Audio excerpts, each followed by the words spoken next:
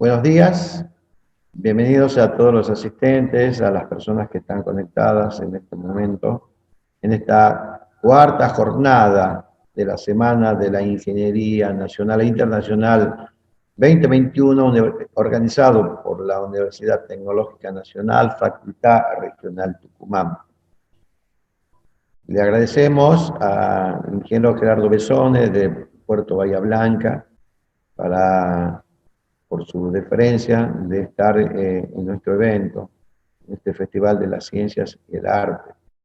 Muchas gracias, ingeniero Besone, por su participación. Es un honor para nuestra casa de estudio su participación. Y ahora voy a dar paso al moderador de esta conferencia, al ingeniero Daniel Mann, que es docente de nuestra casa de estudio de la carrera de Ingeniería Civil. Buenos días, ingeniero Mann, bienvenido y adelante, por favor, en la presentación de nuestro speaker invitado. Hola, buen día. Es un gusto estar acá moderando esta charla en la Semana de la Ingeniería, dada la importancia, como bien ya lo dijiste, que tenemos asistencia de nacionales e internacionales para estar convocándonos acá en esta semana tan importante.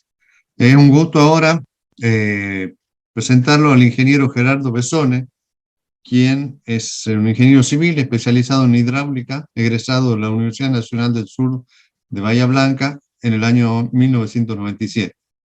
Es joven el ingeniero. Desde 2011, el ingeniero del Consorcio de Gestión del Puerto de Bahía Blanca y desde 2016 encargado del área de dragado y balizamiento. Como tal, estuvo a cargo de los diseños de las vías navegables y sitios de atraque, análisis de factibilidad técnica de las obras náuticas. Previamente, fue ingeniero proyectista especializado en modelación numérica e hidrodinámica, sedimentología y de calidad de aguas en la consultora de estudio de ingeniería hidráulica, participando en más de 30 proyectos en el país y en el exterior entre 1998 y el 2006. Fue jefe del Departamento de Relevamientos para la UTE, Poscalis y Andenur, en los puertos de Bahía Blanca y Quequén entre el 2006 y el 2011. Como tal, a cargo de la determinación de documentación de la obra, realización, procesamiento de relevamientos topobatimétricos, cómputos de volúmenes y análisis de sedimentación. Es miembro de la ADIP, Asociación Argentina de Ingenieros Portuarios, desde el 2011, y fue expositor, o es expositor, habitual en los congresos realizados por esta entidad en la temática de vías navegables y sistemas de ayuda a la navegación.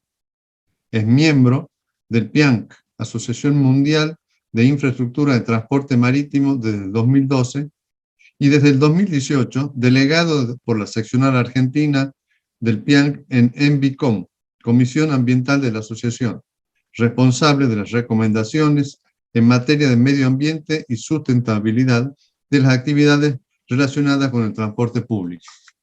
Hoy el ingeniero nos va a dar una charla, muy amablemente, respecto de el dragado y el uso del puerto de Bahía Blanca, y toda su experiencia al respecto del manejo justamente de todo lo que significa un puerto de cargas, de la importancia de Bahía Blanca.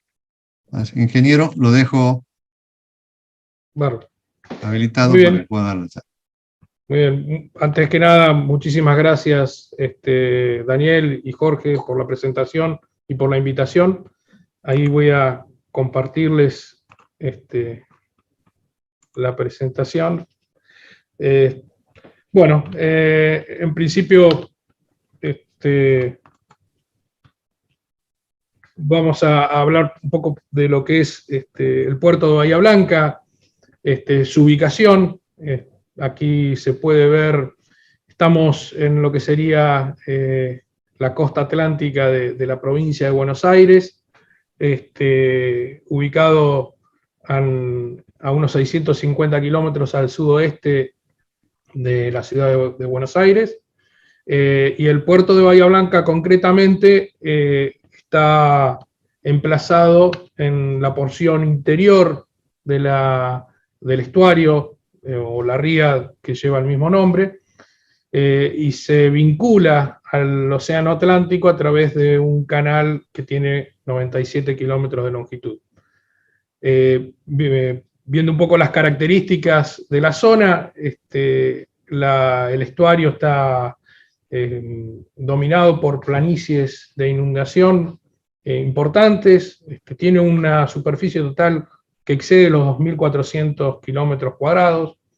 Estas planicies de inundación tienen interconexión por canales laterales, tiene una característica fundamental que es una gran amplitud de marea, que en la zona exterior es de aproximadamente 2,5 metros entre la bajamar y la pleamar, pero eso a medida que se ingresa al estuario crece hasta llegar en la zona portuaria hasta los 4,5 metros. Esta característica es muy importante porque esta amplitud de marea permite aprovechar la misma, haciendo uso de lo que se denominan ventanas de marea, para ganar en profundidad y permitir entonces la navegación segura de embarcaciones con calado mayor. Y hablo de calado y hablo de profundidad, que a veces se confunden los conceptos, son cosas distintas.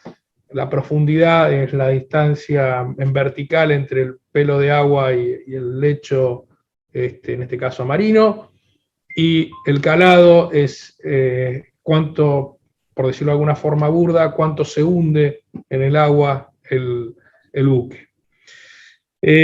Si vemos el tipo de material que compone el fondo del lecho del estuario, está dominado por sedimentos que son arenosos y con limos.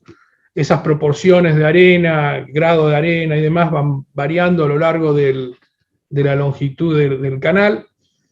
A su vez, desde el punto de vista morfológico, hay muchas dunas migratorias que por efecto de la corriente se movilizan por el fondo y que generan en algunos casos alguna interferencia en la zona navegable.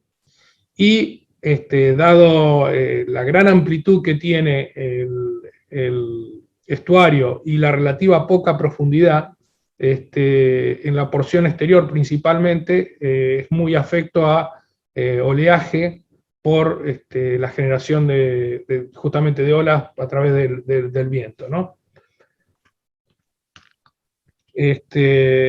En cuanto al canal en sí, como mencionaba, tiene una longitud total de 97 kilómetros y un ancho de solera, o sea, el ancho de la zona navegable, de 190 metros de mínima. Hay muchas zonas que tienen mucha más ancho porque en realidad la profundidad excede lo que sería la profundidad de diseño. Yendo un poco a lo que fue la evolución de las vías navegables, las mismas están ligadas también, obviamente, a lo que fue la evolución del puerto. Si nos remontamos en el tiempo, los orígenes de lo que hoy por hoy es conocido como el puerto de Bahía Blanca, a las primeras décadas del siglo XIX, como un puesto militar, que bueno, dio lugar en ese momento al primer destacamento militar en la zona, que con posterioridad fue la ciudad de Bahía Blanca. El puerto nació como tal a raíz de la llegada del ferrocarril a la zona. Esto fue recién en la década de 1880. Las empresas de ferrocarril, como lógica, el final de las vías fue en la terminal portuaria, que permitía entonces la salida de los productos de la zona. En 1884 los ingleses construyen lo que hoy es conocido como puerto de Ingeniero White, y una década después los franceses construyen el puerto Galván, que está separado aproximadamente por entre 6 y 7 kilómetros uno y otro, y que hoy por hoy forman un único puerto conocido como Puerto de Bahía Blanca.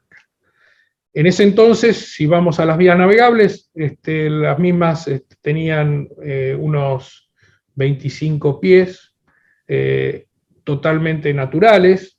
Estos 25 pies se lograban gracias a la rudimentaria cartografía que había en ese momento y conocimiento de la zona. La situación se mantuvo más o menos sin variaciones, sin grandes variaciones, hasta ya entrada la década del siglo pasado, donde alrededor de 1930 el Estado Nacional construye muelles adicionales, lo que le llamamos hoy por hoy muelle nacional. Y desde el punto de vista de las vías navegables, la mejora en el conocimiento tanto de la hidrografía como del régimen de mareas permitió entonces la navegación de buques con mayor calado hasta 33 pies. Igualmente, bueno, cabe mencionar que para lo que era la época, estos buques, esa navegación permitía la entrada de la mayoría de los buques que podían llegar a la zona. Nuevamente pasaron varias décadas sin mayores modificaciones, hasta que un hecho importante se dio durante la década de 1970. Acá tiene que ver mucho lo que fue el aumento de los tamaños de los buques y obviamente también el calado, y la no factibilidad de navegación en lo que es el río Paraná, justamente porque el mismo tiene una profundidad reducida. Entonces el Estado Nacional, que en ese momento era el administrador de todos los puertos de la nación, después de varias consideraciones y estudios, define a Bahía Blanca como el puerto de aguas profundas para el país. Eso conllevó los primeros trabajos de dragado en las vías navegables, con lo cual se logró en ese momento llegar a 40 pies de calado operativo para los buques. Rápidamente se vio que esos 40 pies no eran suficientes, y bueno, estudios posteriores realizados en la principio de la década 80 determinaron lo que es el canal de hoy, que tiene una profundidad, luego de una nueva, de un nuevo dragado de apertura, allá por entre 1989 y 1991, llegar a los 45 pies de operativos. Un hecho importante para nosotros fue en la década del 90, con las modificaciones que se hicieron en lo que fue política nacional, los puertos dejaron de ser de ámbito nacional y fueron cedidos a la provincia, a cada provincia. En concreto, la provincia de Buenos Aires, a través de la ley 11.414, crea la figura del Consorcio de Gestión del Puerto de Bahía Blanca, que es un ente público no estatal que administra los bienes del Estado, en este caso provincial, pero no depende directamente de la provincia. Tiene autarquía en cuanto a lo que es la gestión y el manejo de sus recursos. Entonces, el 1 de septiembre de 1993 se crea lo que fue el primer puerto privado de la Argentina. O sea,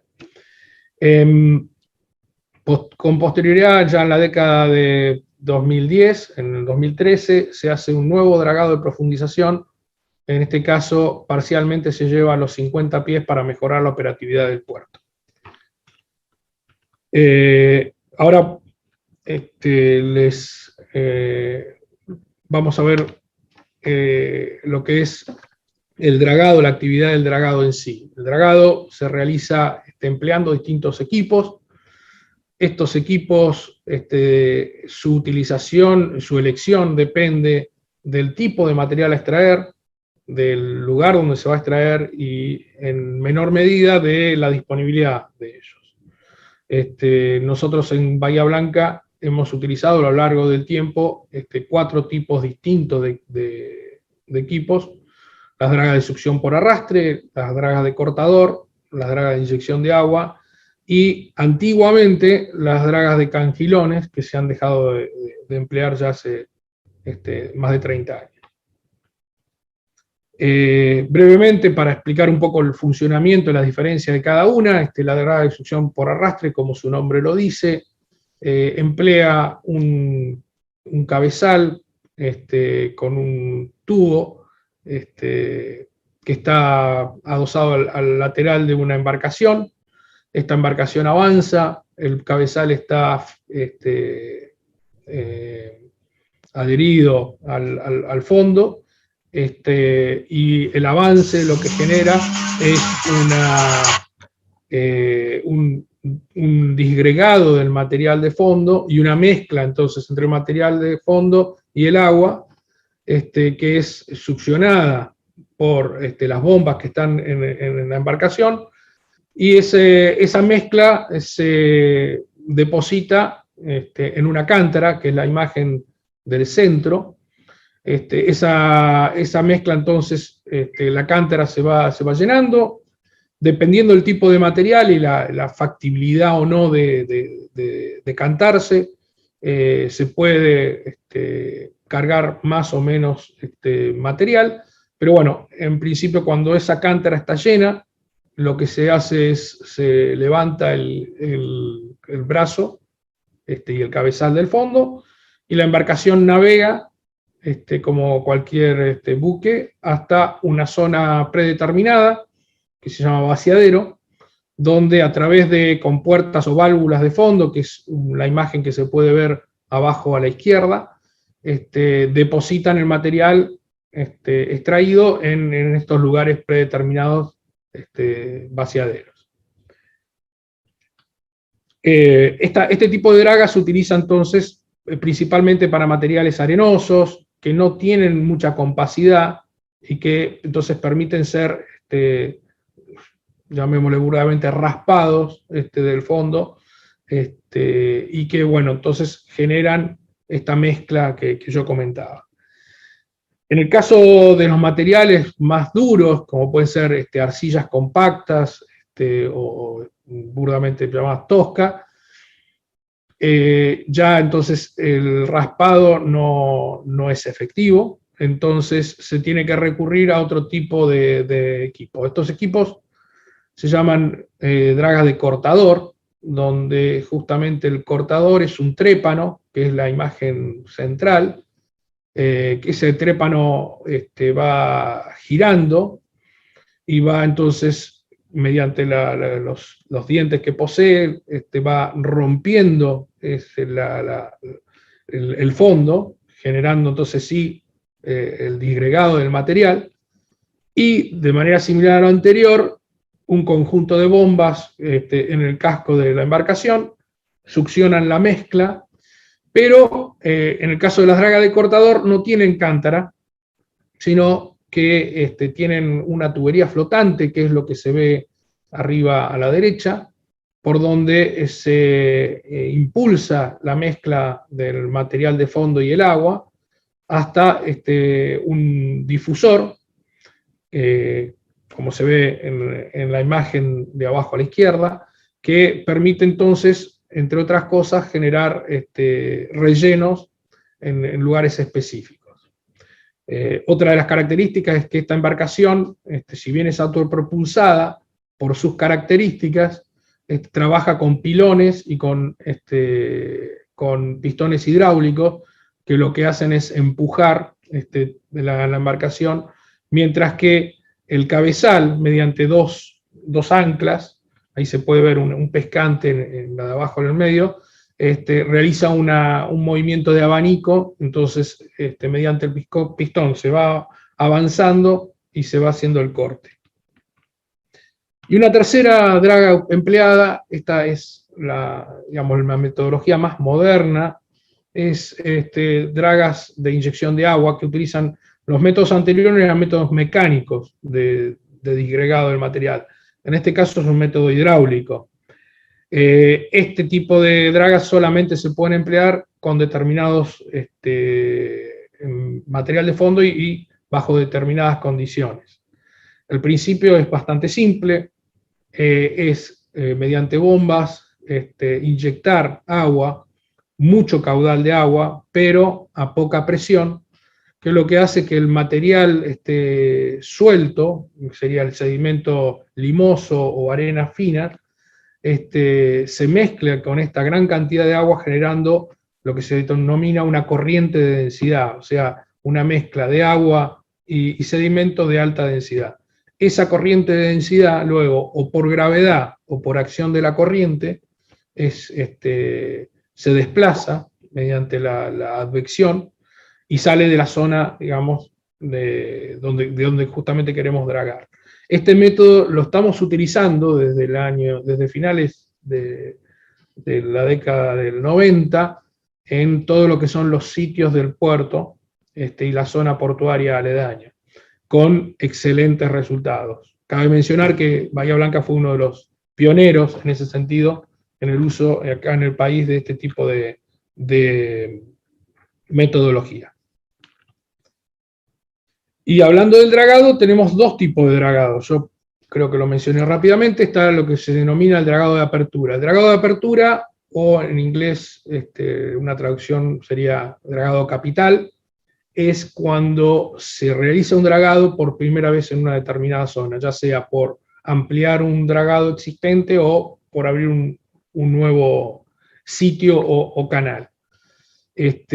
Acá las imágenes que se muestran es de lo que fue el último dragado de apertura, que tuvo que ver con la profundización de la zona portuaria y la primer tramo del canal para mejorar lo que era la operación del puerto. Como mencioné, muchas veces este dragado genera material bueno para ser empleado en rellenos. En este caso en particular, el dragado permitió el relleno de un total de 55 hectáreas para futuras ampliaciones del puerto.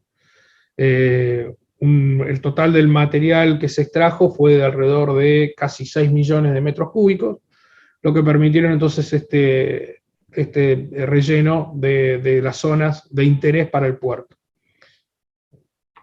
Otro tipo de dragado es el dragado de mantenimiento. Bueno, este dragado en realidad tiene que ver con mantener las condiciones de navegación de las vías navegables que están afectadas de forma continua por el efecto natural de la sedimentación. Yo hablaba de que el canal tiene 97 kilómetros. Bueno, el tema del dragado de mantenimiento afecta básicamente un tercio de esa zona. El resto tiene condiciones tales que permite que naturalmente se mantenga la profundidad necesaria. Si vamos a los volúmenes que se extraen, bueno, en este mapa se pueden ver zonas con mayor sedimentación, por ende es las zonas de mayor dragado, y esta distribución obedece a condiciones locales hidrodinámicas, alineamientos con respecto a la corriente y demás, y los valores totales rondan entre los 2,5 millones y los 3 millones de metros cúbicos totales al año, lo que se tiene que dragar para mantener las condiciones. El dragado de mantenimiento, como dije, se realiza con dos equipos principalmente. Todo lo que es la zona de sitios y la zona portuaria mediante el dragado hidráulico con inyección de agua, y lo que es la zona del canal con dragas de succión por arrastre. Aquí se puede ver los vaciaderos, que es la zona donde justamente se deposita el material extraído. Hay que hacer una aclaración: estos vaciaderos, la elección de los vaciaderos tiene que ver con que esté cerca de la zona de trabajo, obviamente para mejorar la producción, pero también que estén en una zona que no afecten ninguna otra actividad y que no puedan afectar un reflujo de material hacia el canal nuevamente.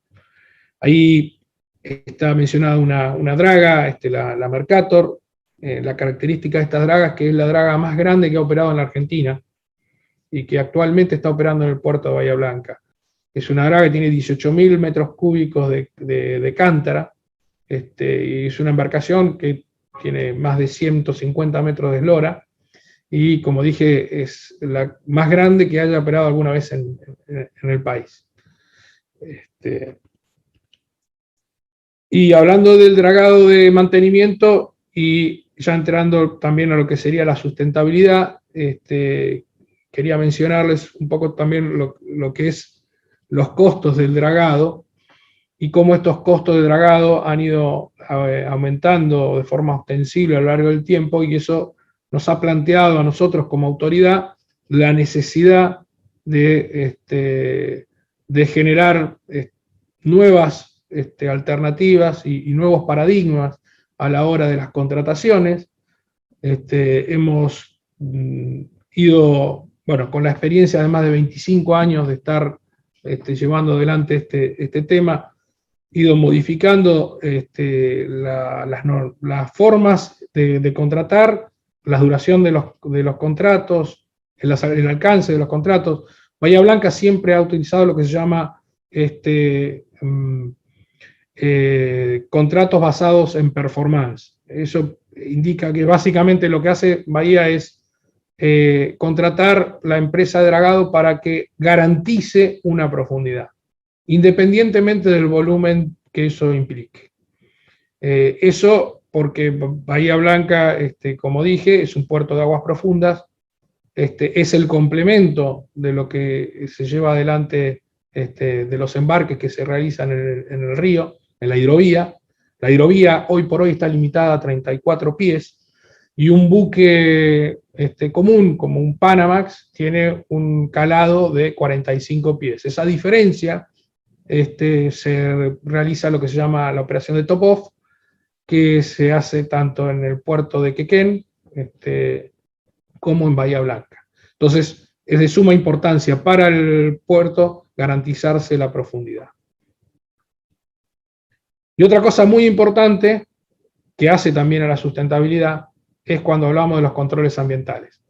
La actividad del dragado tradicionalmente no ha tenido muy buena prensa, pero la realidad es que, si bien por ahí un poco más tarde que en otros lugares como Europa o los Estados Unidos, hoy por hoy es una actividad que tiene un control desde el punto de vista ambiental muy importante. En el caso de los puertos de la provincia de Buenos Aires, el organismo provincial de desarrollo sustentable que está a cargo de las normativas, se produjo en el 2019 una modificación de las mismas, elevando los requisitos mínimos para lo que son los planes de gestión ambiental, que básicamente lo que implican es la toma de muestras de forma continua, tanto de fondo como de agua, para garantizar que tanto los barros o los sedimentos como el agua que la circunda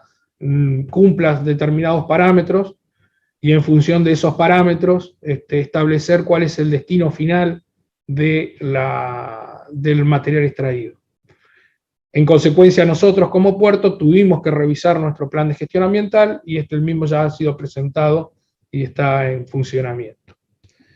Otra cuestión importante de destacar es que el puerto en sí tiene una operatoria que está también limitada por la creación de zonas de reserva natural. Como comentaba al principio, estamos en una ría con una inmensa superficie de humedales. Esas humedales tienen una fauna muy rica, entonces obviamente es esperable la conservación de la misma. Por lo tanto, se han creado varias zonas de reserva. Fíjense, la superficie total es muy importante.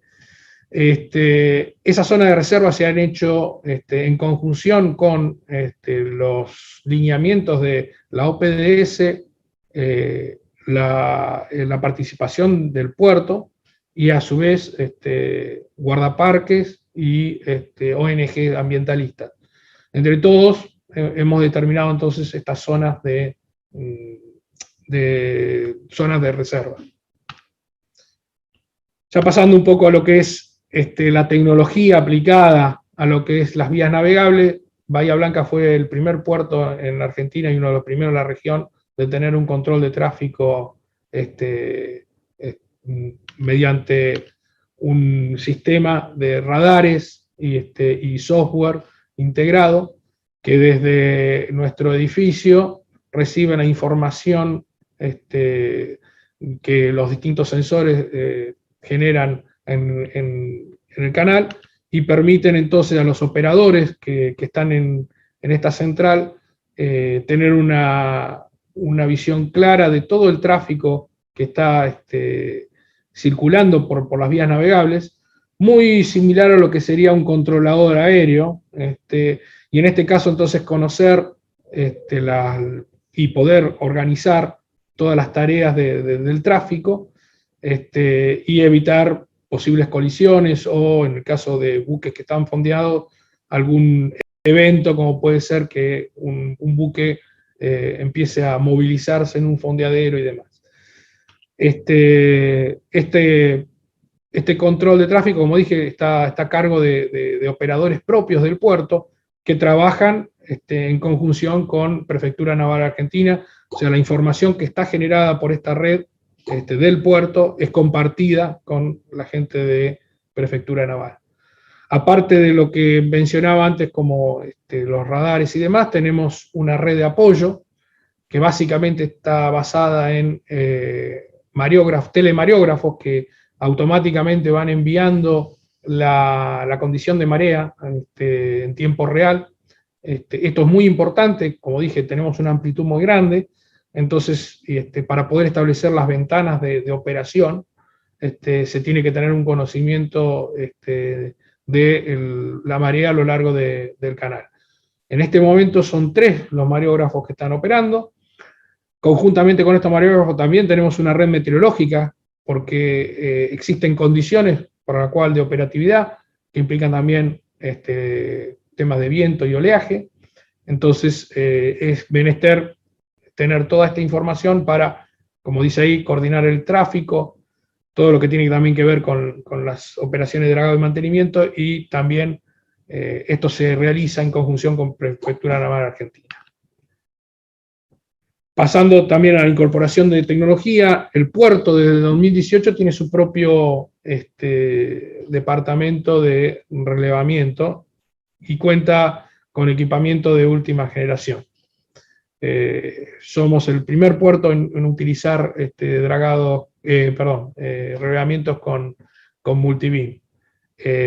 Nosotros previamente dependíamos de los relevamientos hechos por las contratistas, pero bueno, fue una decisión tomada por el puerto ser totalmente independiente, tener un control paralelo y constante, que nos permite también analizar nuevas alternativas y, cosa no menor, disponer de una capacitación adicional al personal en todas las técnicas de esta materia. El relevamiento batimétrico también tuvo su evolución. Yo mencionaba que hoy por hoy nosotros estamos utilizando lo último que existe, que es el multibeam. Previamente, y cuando yo mencionaba el tema de los relevamientos hidrográficos antiguos, bueno, se realizaban básicamente con un escandallo y el posicionamiento era muy, muy crudo, hecho por triangulación visual. Luego esto pasó a las primeras ecosondas monoas, y ya con el advenimiento del GPS mejoró muchísimo todo lo que tiene que ver con la precisión de la posición, pero se ha dado un paso más allá y hoy por hoy tenemos posicionamiento de alta calidad dado por estaciones denominadas RTK, o sea, cinemática en tiempo real, que permiten que el error del posicionamiento esté en el orden de un par de centímetros, cosa impensada hasta hace no mucho más de una década atrás. El resultado de estos relevamientos batimétricos son nubes de puntos. acá se pueden ver algunas salidas. El de la izquierda es justamente los surcos que deja la draga de succión por arrastre cuando está trabajando. Se puede ver claramente cómo se ha desplazado. La de abajo a la derecha es un banco de arena que está avanzando sobre la zona de navegación. De estos nubes de puntos tenemos, por un lado, lo que son las cartas náuticas, que es básicamente la documentación que se requiere a bordo para poder navegar, y también modelos de elevación de fondo, que son muy importantes para el dragado principalmente, para establecer entonces los volúmenes y los lugares donde se tiene que ir a intervenir.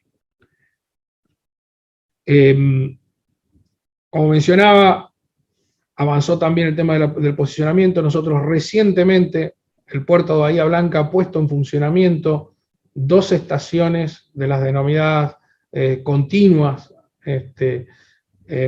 una en el puerto, en el edificio del puerto de Bahía Blanca, y otra en la zona de baterías, que son a unos 35 kilómetros de distancia en línea recta de acá. Es las primeras 2 de un total de una red que estimamos van a ser alrededor de 4 estaciones.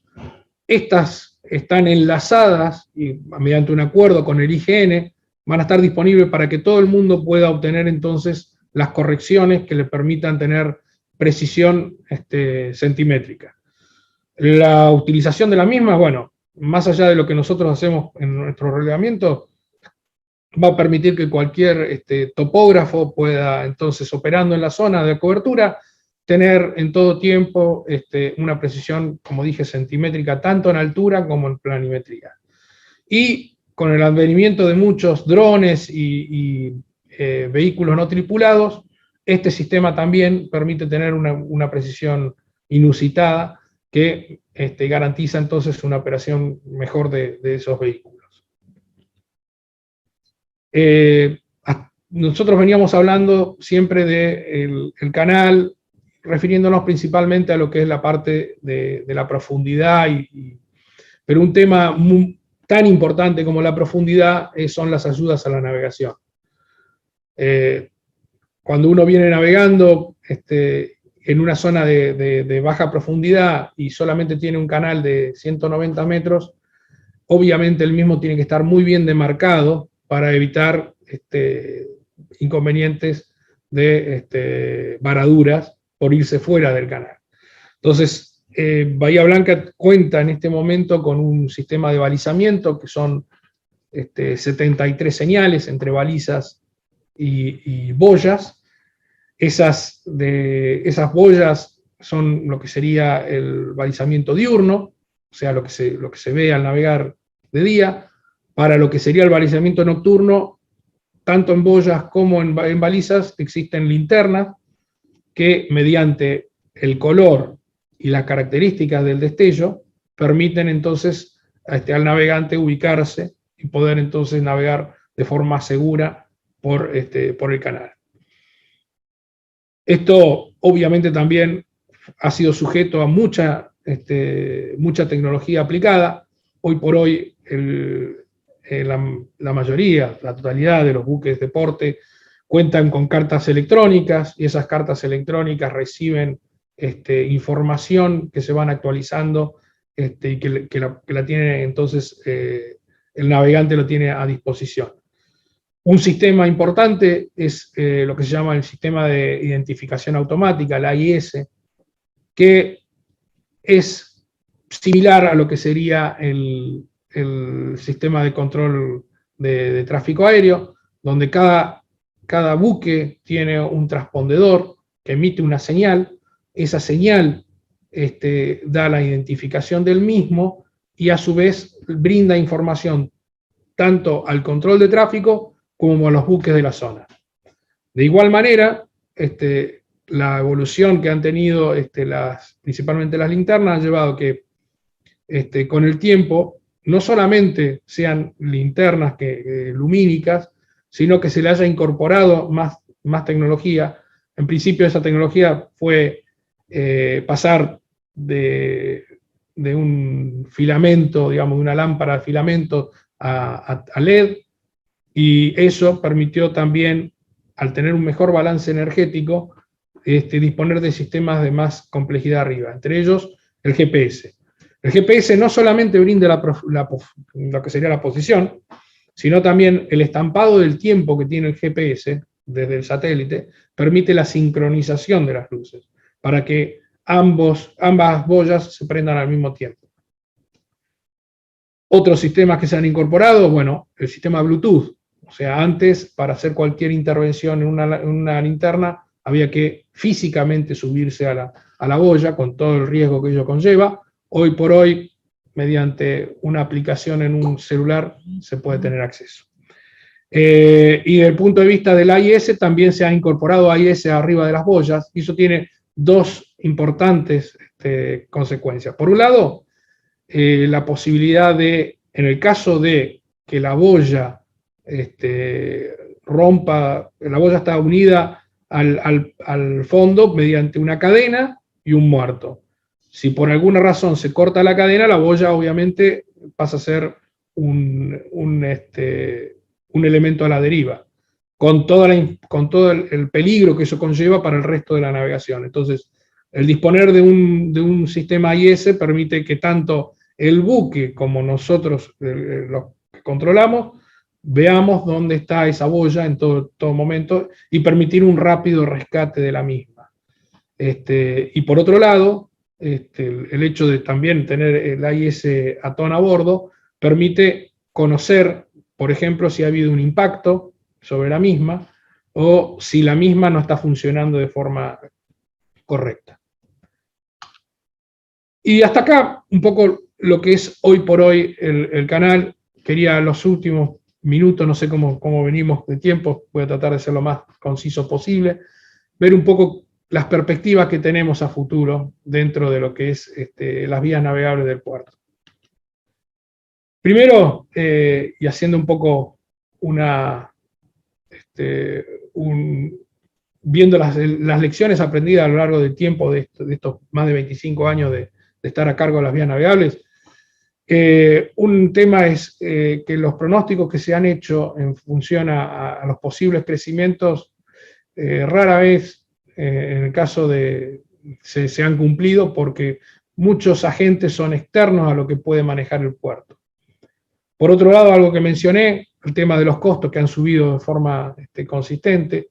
Aquí, como dije, sirvió para que nosotros nos replanteáramos la forma de hacer la contratación, el alcance de la contratación.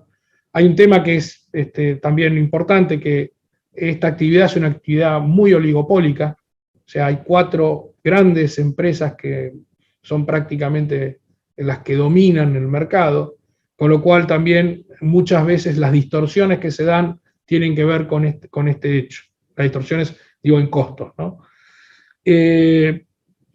Y otra cosa que ha sido importante es el tema de la sensibilidad del medio ambiente y las restricciones crecientes que hay a lo que sería la disposición de los materiales que se dragan.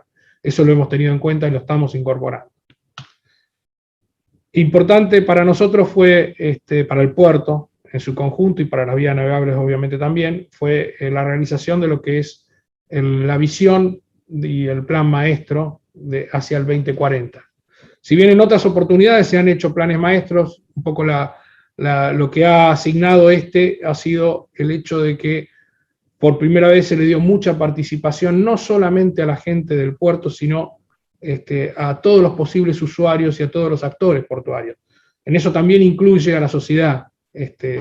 Entonces, a través de ponernos de acuerdo entre todos, se logró una visión, y en función de esa visión se establecieron entonces acciones para llevarlas adelante.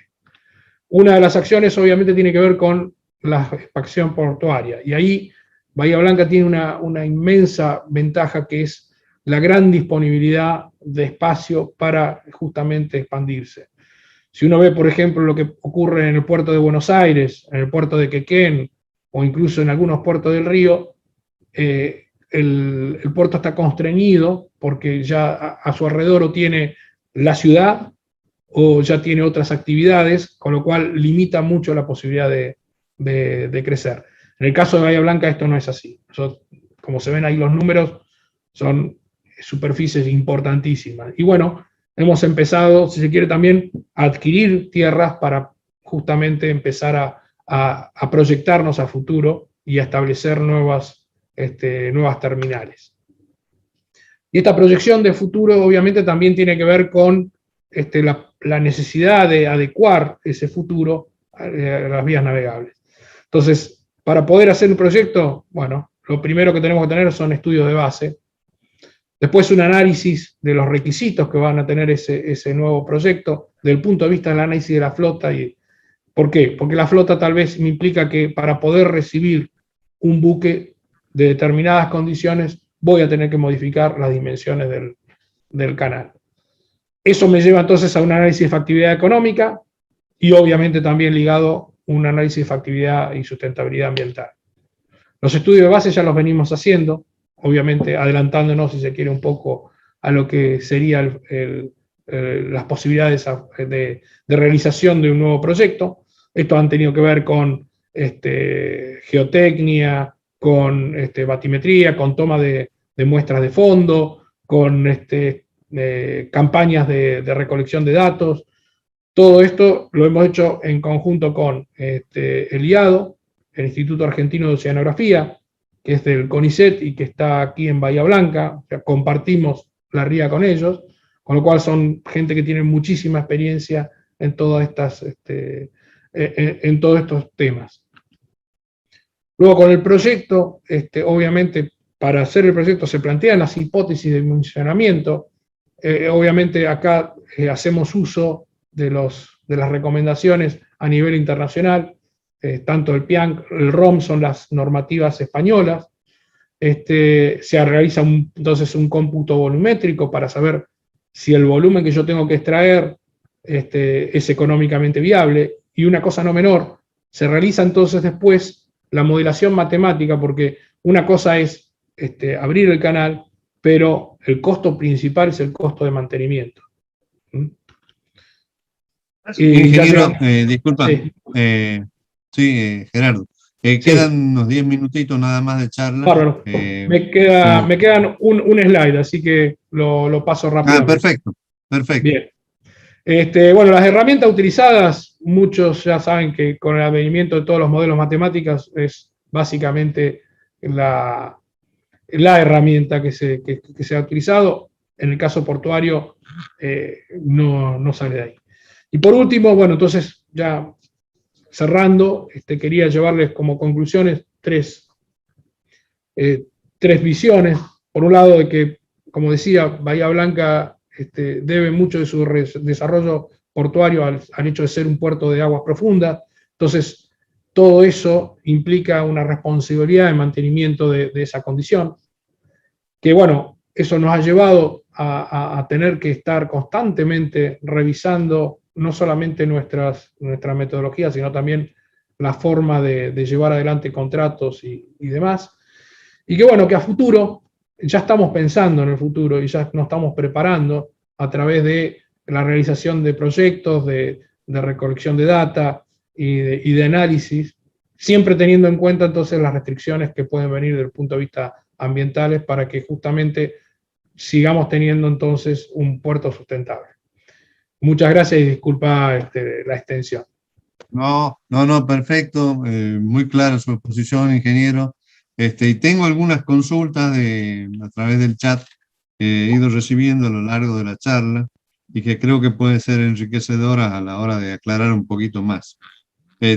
Tengamos en cuenta que en Tucumán no tenemos ninguna experiencia en puertos y menos en dragado, pero aún así hay algunas consultas que tienen que ver como, por ejemplo, cada cuánto tiempo debe hacerse ese dragado y si es verdaderamente rentable hacer esta tarea, dado que es una cuestión de mantenimiento continuo. Bueno, muy buena la pregunta, diría. No, a ver, depende muchísimo, la rentabilidad obviamente tiene que ver con qué nos permite a nosotros como puerto el dragado y el recibir los buques que en otros lados no pueden entrar. O sea, en Bahía Blanca, por eso hacía mención a esto de que es importante la profundidad, porque si se quiere, es nuestra garantía de funcionamiento. Todo aquello que no se puede cargar en los puertos del río, forzosamente se tienen que cargar en los puertos del Atlántico, como mencionaba en Quequén y en Bahía Blanca. Y para ello tenemos que garantizar la profundidad. El dragado, hoy por hoy, y esto es parte también de todo el análisis que hemos hecho a lo largo de los 25 años, de las vías navegables estamos haciendo un dragado anual. Un dragado anual que son aproximadamente unos 90 días. Lo que se hace es, se genera un buffer, se genera un sobredragado de unos 3 pies, unos 90 centímetros, que es lo que nos garantiza entonces todo un año de operación sin tener inconvenientes y, digamos, nos da la posibilidad entonces de absorber la sedimentación natural. Estamos constantemente viendo la posibilidad de cómo reducir el dragado, porque el dragado es una actividad, primero, costosa, y segundo, obviamente, también volvemos a lo mismo, tratar de hacer el menor impacto antrópico posible. No sé si con eso más o menos... Sí. Y otra pregunta que llamaba la atención es que, considerando, digamos, la longitud del canal de Suez, que tiene como 180 kilómetros, y el canal de Panamá, que tiene menos de 100, este canal, en lo que estaríamos dragando y manteniendo, es aproximadamente 90 y pico kilómetros. O sea, en realidad es muy considerable la distancia, ¿no? O sea, el largo del canal. ¿Por qué no se consideró la posibilidad de hacerlo más cercano al mar, digamos, al puerto? Bueno, si se quiere, como dije, el origen del puerto tuvo que ver también con un hecho que fue el ferrocarril. Y el ferrocarril Claro. llegó, y otra cuestión importante también a tener en cuenta es lo que decía el tema del abrigo, ¿no? El hecho de estar en la porción interior de un estuario implica que, por ejemplo, nosotros como puerto no tenemos obras de abrigo. Y si se quiere, las obras de abrigo son mucho más costosas, nomás ver lo que pasa, por ejemplo, con Quequén o con Mar del Plata, que tienen importantes escolleras para poder justamente tener el abrigo necesario para la operación portuaria. Así que, y otra cuestión no menor es que de los 97 kilómetros, como creo que comenté, solamente un tercio tenemos que mantener con dragado, con lo cual la mayor parte de esos kilómetros es navegar por aguas naturalmente profundas. Eso obviamente hace a la sustentabilidad económica, ¿no? Volvemos sobre lo mismo. Y volviendo justamente a lo de la sustentabilidad, hay una pregunta que dice: ¿cómo se financia el dragado y qué posibilidades hay de mejorar la eficiencia de eso? Bueno, el dragado se financia a través de las tasas que cobra el puerto en concepto de uso de vía navegable, ¿no? Esa tasa de uso de vía navegable que está, es una fórmula que también tiene en cuenta, bueno, el tamaño del buque, la carga y demás, da cuenta de dos cuestiones. No solamente el dragado, sino también el mantenimiento de las ayudas a la navegación, las boyas y todo el sistema que yo mencionaba. ¿Cómo se puede hacer más eficiente? Obviamente, lo que estamos nosotros buscando es, como dije, reducir el dragado. ¿Cómo estamos buscando eso? Bueno, viendo un poco el comportamiento de la ría, desde el punto de vista morfológico, para ver, tal vez con un cambio de traza, o sea, con un cambio de la ubicación del canal, si con eso nosotros podemos ir reduciendo el volumen dragado.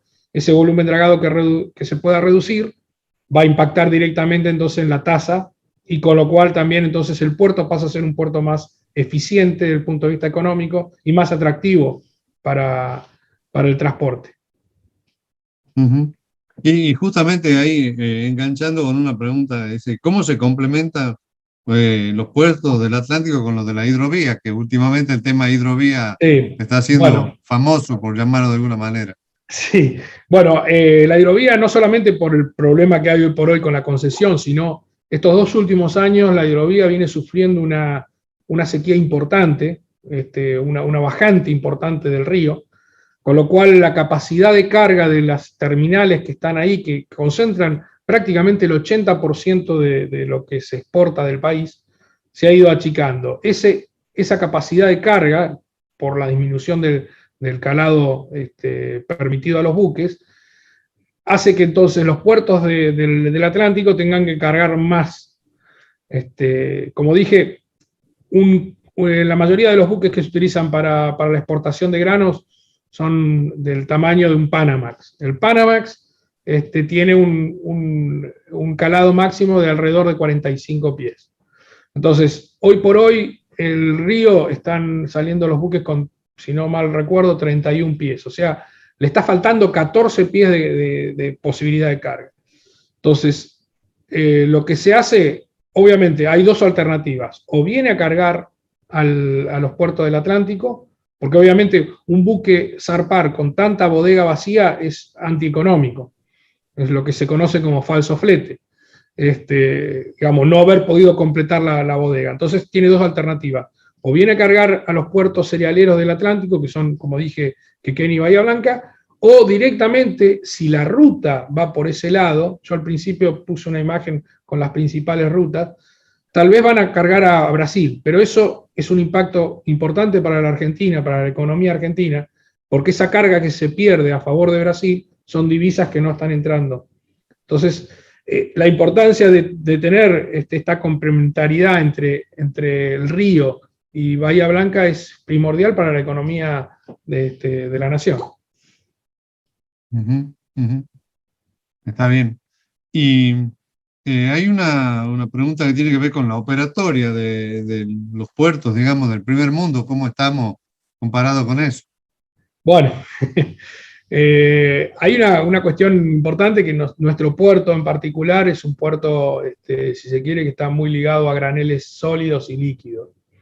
Los puertos no tiene, por ejemplo, no tiene presencia, tiene un escaso movimiento de carga contenerizada. Eso prácticamente está absorbido en su totalidad por el puerto de Buenos Aires, el puerto de La Plata. Nosotros, si se quiere, somos específicos en un rubro que tal vez es complementario en los puertos del primer mundo. No es la principal actividad, o sea, si vamos a puertos como Rotterdam, como Amberes, son puertos eminentemente de otro tipo de carga, de una carga contenerizada, donde al revés, allá la actividad de los graneles es secundaria. Lo que sí nosotros estamos intentando hacer, y por eso también nos hemos asociado con gente del puerto de Rotterdam además, es tratar de, para lo que es nuestra visión, estar lo más, si se quiere, cercano posible a lo que es el desarrollo portuario en los puertos del primer mundo. Y en eso tiene mucho el tema de la innovación y la incorporación constante de la tecnología. Ujú. Así que siempre con las limitaciones propias del lugar donde vivimos, estamos, si se quiere, mirando constantemente. Y en eso también tenemos una importante participación, mucho de nosotros, del personal del puerto, en comisiones y en organizaciones internacionales, no solamente las que mencionabas vos al principio, sino también los puertos de americanos y demás, porque es muy enriquecedora justamente conocer las experiencias de otros lados y obviamente aprender. Una última pregunta que tiene que ver casi con cuantitativo. ¿Cuánto demora la carga de un barco, digamos, de estos de grandes tonelajes? Bueno, teniendo en cuenta que nosotros generalmente somos un puerto de completamiento, es más o menos unas 20.000, 22.000 toneladas las que se cargan. Las terminales hoy por hoy pueden hacer ese tipo de carga en un día. Ahí, bueno, hay algunos factores que siempre entran en juego que tienen que ver con la climatología. O sea, en el momento en que, por ejemplo, empieza a llover, hay que parar la carga para evitar, obviamente, que se humedezca el grano. Pero bueno, en general, sí, un buque completo, en las terminales más modernas, estamos hablando en promedio de unos 2 días, para cargar hasta 60.000 toneladas, ¿no? Que es lo que lleva un Panamax. Ajá, ajá. Y normalmente entonces, ¿a qué países están yendo esta carga? Bueno, está en los principales destinos son mucho en el sudeste asiático, China, Vietnam, en el Medio Oriente, en países como Arabia Saudita, también algunos puertos del África, y principalmente mucho hacia Brasil, ¿no? Todo Ajá, lo que tiene que ver con cebada, esos generalmente tienen como destino los puertos brasileños. grano fino. Bueno, ingeniero, se nos ha cumplido el tiempo. Le agradezco enormemente su disposición. Ha sido una charla muy enriquecedora y para nosotros los tucumanos creo que es algo muy motivador e interesante conocer este tipo de actividad que está tan lejano de nuestras tierras. Le Bueno, agradezco muchísimo y bueno, seguramente le va a llegar consultas a su mail de gente que ha hecho ahora la pregunta, pero lamentablemente no había tiempo más para bien, extenderlo. Así que una bien. vez más le agradezco su participación y Sí. muy amable y bueno su charla. Bueno, también el agradecimiento mío por la invitación y obviamente una invitación por si llegan a estar en algún momento por la zona, obviamente pasen a conocernos, a visitarnos. El puerto tiene también algunos atractivos desde el punto de vista turístico. Así que bueno, y a todos los que tengan alguna duda o simplemente alguna consulta, bienvenido todas las preguntas que hagan. Intentaremos darle la mejor respuesta posible. Y nuevamente, Bueno, muchísimas gracias a ustedes y los felicito por esta semana de la ingeniería. muy bien, muchísimas gracias y estaremos en contacto. Muy amable. Gracias a todos.